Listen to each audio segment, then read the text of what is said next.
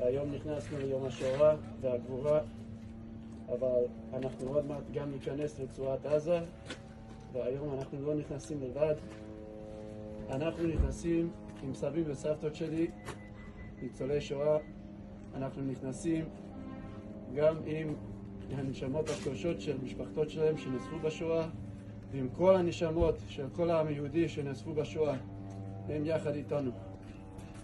והכי חשוב שאנחנו נכנסים לרצועת עזה עם הזכות הגדולה להגן על העם היהודי, עם ישראל, פה בארץ ישראל.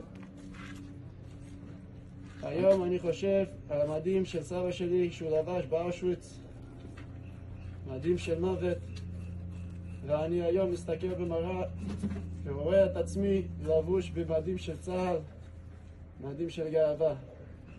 אני חושב על המגן הדוד הצהוב, הסמל של מוות, של התקופה השחורה הזאת שהיה, ואני מסתכל על הדגל שלנו עם המגן הדוד הכחול, שמסמל שעם ישראל חי וקיים.